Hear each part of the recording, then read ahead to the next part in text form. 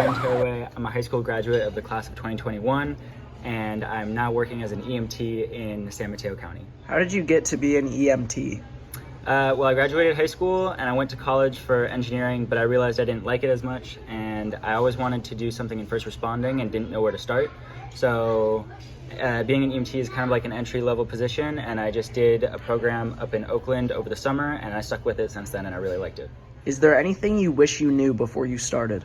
Yes, but it wouldn't change what I would be doing now. For example, if you are going to work night shifts, you have to know that your diet might get a little bit screwed up, as well as your sleep schedule. A lot of the only shifts available are either 12 or 24 hours, and you stack them. So a lot of the full-timers will work 24 hours on, 24 hours off, 24 hours on. If you work part-time, you can just fill 3 12-hour shifts per month and pick up anything else after that is considered mandate pay, so time and a half, and that's how you make your money.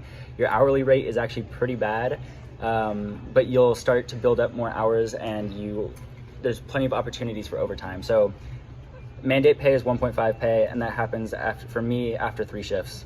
I get overtime once I fill 40 hours a week, and that stacks on top of mandate, so that's 2 times pay, and then you get 2.5 if you are also on holiday pay. Another thing is you're not running lights and sirens every single call. You're not driving in the opposite lane of traffic every single call. You're not having your favorite procedures done every call. It's a lot more majority time of boring work, and you get those super fun calls, I guess on a rarer basis, but there's no regular schedule. Everything gets mixed up a little bit, and the day-to-day changes all the time. So that really goes well into our next question. What does an average day as an EMT look like? Like I said, it varies a lot, but usually I will clock in and I'll set up the ambulance and make sure everything's all ready to go, and whatever paramedic or EMT partner I'm with for the day, I'll make sure that they have it the way that they like it set up.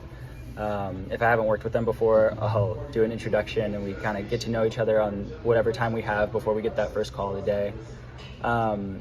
Depending on the day, depending on the weather, depending on if you work day shift versus night shift or both, it can change from being, we call it level 0, when there's 0 ambulances available to take a 911 call. And that's like worst case scenario. Well, I guess we've had negative levels before, I guess. Like there's literally calls in the 911 system where you can't go pick it up because everyone's busy. But that doesn't happen every day. A lot of the time you will just move across the county to what we call different posts. Some of the posts are near different hospitals, but we correlate them with the fire stations usually. So there's a number to every post.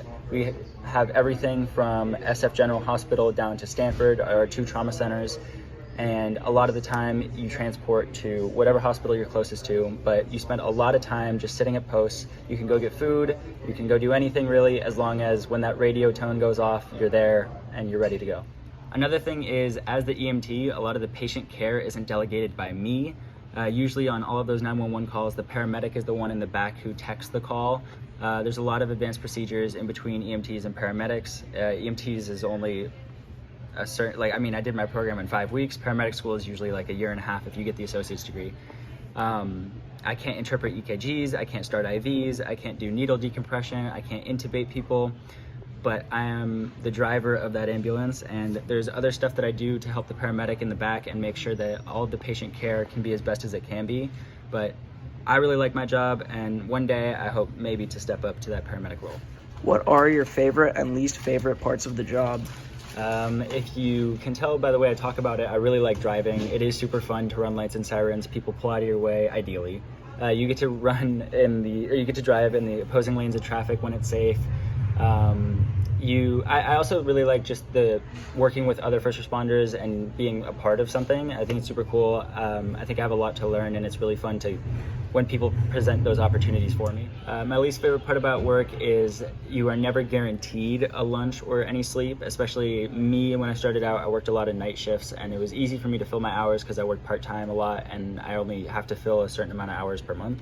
And everything it's a lot easier to make more money if you work part-time and you just get to pick up all those shifts. But yeah, I miss lunches probably 80%, 90% of my shifts, and yeah, I get an extra hour of paid because of it, but it's still, I mean, I'd rather have the Do you phone. plan on staying as an EMT, or does it lead into other things? Yeah, you can definitely do a lot with it. I mean, the next step up from EMT is being a paramedic, or at least a transport paramedic, where, I mean, it's the people who I work alongside with in the back of the ambulance. You work for a private 911 company and you respond to 911 calls, but you're considered a transport medic because the other specialties are fire, flight, and travel, or international medicine. So fire medics, there's usually a medic at each firehouse on duty all the time. One, it'll either ride on the engine, or some firehouses will have their own fire ambulance. And I know for sure that Woodside and San Mateo and San Francisco have a couple of those. And we actually, the company that I work for is the one that provides the ambulances to the firehouses. So we have a partnership between them, and I see them all the time back at our base, and we stock them and everything, and we work alongside them. We also work alongside the flight paramedics. We do transports with them all the time, and when there's a call that's too rural, usually the protocol is if it's going to be longer than 30 minutes to a transport or 45 minutes, we call a helicopter if it's that bad. And the last thing is travel medicine. We have a lot of travel medics who get these huge contracts that come through. There's a 2-week on, 2-week off sort of system that they have going where, I mean, I guess I can throw it around, but the last travel medic I talked to said he made about $140,000 in 6 or 7 months just by doing that kind of cycle, by picking up contracts. You move all across the country. You can do international work if you want, but it's a lot easier to stay within the States because the protocols change too much. But a lot of the paramedics that I work with also end up just going, if they want to pursue further healthcare, they go into either nursing or PA school. We actually have a PA who works as an EMT for fun, who's very much more physiologically competent than the rest of us. But yeah, I think there's certainly a lot of places you can go with it. And right now I'm actually planning to do some wilderness training, and I really like the technical rescue part of it.